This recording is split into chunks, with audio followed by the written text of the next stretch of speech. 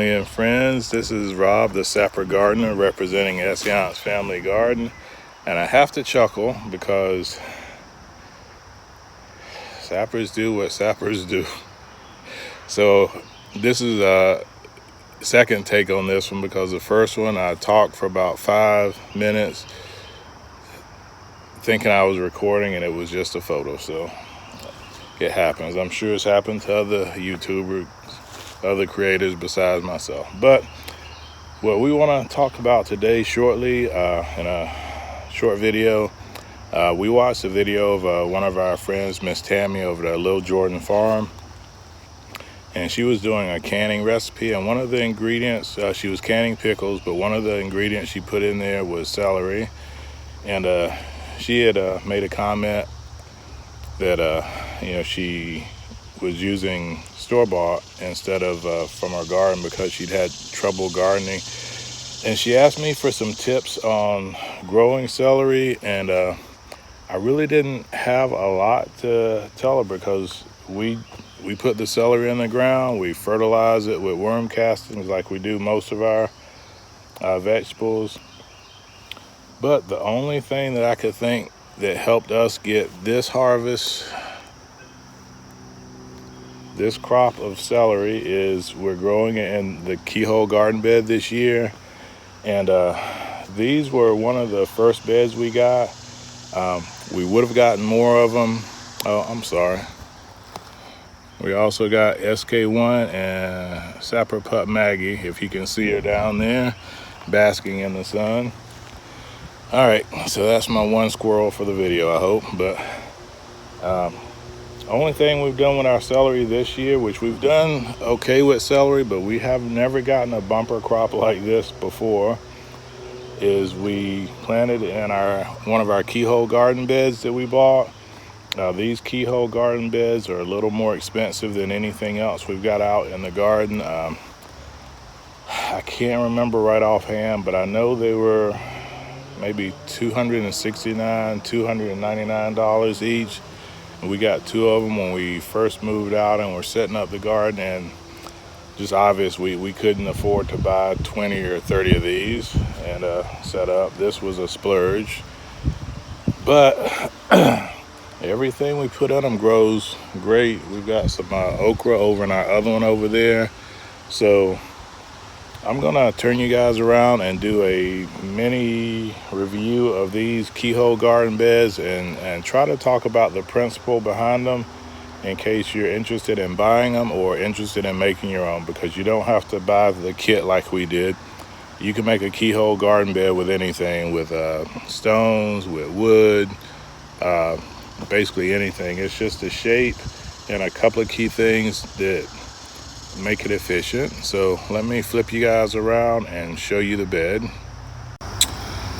So the keyhole beds are called that because of the somewhat unique shape that they have. They look like the opening that you would put a key in right here to open a door or a lock, or at least that's what I've been told and that's what I've read. And this is definitely a deep bed. You want it deep enough to use Hugel principles in it. So we bought our keyhole bed, and I'll try to give you guys a better view of it without tripping over anything. So you can see the shape. It's a semicircle with a space right here, and the purpose of this space is so you can step in and reach anything in the bed. Whereas if it was a full circle, you might have trouble reaching in, especially if you're shorter. My wife's a 5-footer, so it'd be hard for her to reach in if it was a full circle. But you've got this, and this bed design, this is a poly laminate, and it's very strong. It's not metal, but it's very strong. I don't think this is gonna break down in the sun. It's been here 6 years and it's still going strong. But it also has this metal frame going around it, and everything is held up very well in it. You've got, I want to say these are not a fabric tie. Maybe this is a hard rubber, hard plastic, not rubber, hard plastic. And did wonder if these might break eventually, but if they do, I'll just have to dig down in that area and replace it. And if I do replace it, I probably use metal zip ties the next time, but they've held up 6 years. So when we assembled this, and it took us probably a couple of hours to do one, it went together fairly easily. It's just a lot of steps because you've got all these different parts to put together for the frame, and then you've got to zip tie it, and obviously you have to do all this before you fill it. But this went together fairly easily. It just took time. You got those basic components for the siding and the frame, and then you also have, which you cannot see because ours is filled up with dirt, it comes with a wire basket that goes in the middle. So what you do, once you got this put together, just like with a hugel mound, you fill it with bulk material. We got a bunch of trees and branches, and we filled this probably halfway up with that. And then we started to put in our garden soil mix. And the purpose of this wire basket is to leave you a space that you can put material in to compost. It's a compost ring. So you drop in your table scraps, you drop in, maybe some refuse from the garden, other plants that you've harvested, you cut off, carrot tops, whatever, and you drop it down in there. So I actually need to dig this one out. So obviously when I was filling it up, I was not careful to avoid getting soil down in there, but that tube allows you to always have some matter in there, breaking down, composting to feed what's in here. And we still add worm castings to this. And I think this year we added some azomite, some rock dust mineral. But for the most part, this bed is very low maintenance compared to the other beds. We've never checked the soil pH. We've never done anything. But in the 6 years that we've had it, everything that we put in here grows like mad, which we've even got some comfrey in here. So I'm gonna have to ask my wife if she planted this or if maybe we accidentally got some in there. But we definitely want to be careful with that one, and not have it take over. We got comfrey everywhere, Irene. So we got comfrey in places we don't even know we've got it. So, but these keyhole garden beds, and again, we've got two, are probably the reason that our celery did so well. We put it in here, we fertilize it, we water it, and things just seem to grow, without needing a lot of TLC. So Miss Tammy, I don't know if that helped any with your gardening situation, but I guess that's a secret to our bumper crop of celery. We've got other stuff growing over here. If I can get to it, I've got a jungle around this bed. All right, sorry about the parkour going on there, but we've got Malabar spinach growing over here. We've got sweet potatoes. We got onions down in there. There's probably some peppers hiding in there somewhere too. And really, the celery is not invasive, but it's definitely a vigorous grower. I want to say we put maybe 12 plants in, and it's just growing like crazy. So we didn't intend for this to be a permanent celery bed, which I think is one of the reasons I didn't plant in here before. But if it's growing like this, we'll have to figure out a way to manage it so that we can definitely keep it in check, so that we can use this space for other vegetables too. We've also got our white bitter melon growing over here, if you guys can see that.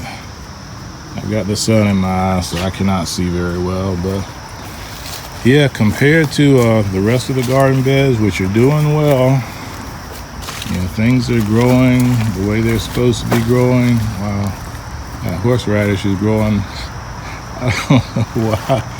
That horseradish is doing really good, but yeah, all the beds are doing well, but the keyhole garden beds, I mean, there's just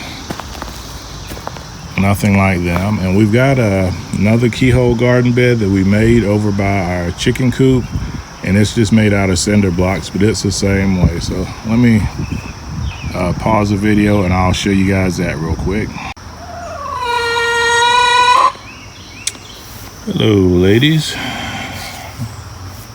All right, so this is our this is our other keyhole garden bed that I made myself with cinder blocks, and you can't see because of all the growth in here. We've got our hops, we've got comfrey, we've got who knows what else back there. But we let this one run wild a little bit because the hops don't need tending to. The comfrey really doesn't need tending to. It just needs to be cut back occasionally. But this bed is the same principle. You've got a space to walk in here so that you can get to the back. It's not as high as the kit that we bought, but it's plenty high. We just need to top it off occasionally. It's got wood down in it. We actually have not filled in all the spaces we've got wood, but there's wood in it like that, and bigger pieces from our wood pile and boneyard too. And there is a compost chamber in the back that you won't be able to see because I'm not going to brave the bees while they're doing their business, but you may be able to see it back there. Let's see, right there.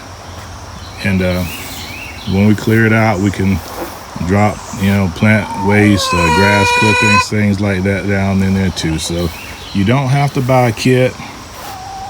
You can use cinder blocks. You don't have to make it this big. You can make it the size that's good for you, and it just does well. I probably should take that chicken feeder out of there, but yeah, everything is doing good, and we'll be harvesting hops this year, hopefully to brew some of our own beer. And I'll be chopping some of this comfrey down when it's not a buzz with bees and making more comfrey tea. So yeah, we're happy with our celery crop this year, and we're always happy with our keyhole garden beds. So just a kind of impromptu video. This one was not scheduled or not part of our schedule, but we wanted to make sure we tried to answer Miss Tammy's question as best we could, even though I think our answer is a non-answer. We don't do anything special with ours, and celery has always grown for us, but this year it's just because it's in that keyhole garden bed. I think it's growing above and beyond the call of duty. So I got some grass to cut. I'm gonna get to it. So on behalf of the Essayons Family Garden, this is Rob, the Sapper Gardener, with SK1 and Sapper Pup 1 down there somewhere. And we're gonna get busy. So God bless our great country America. God bless you wherever you reside around the world, your garden, your homestead, your allotment, your plot, your kitchen, your harvest, and your meals, and of course your family. So take care. Sapper out.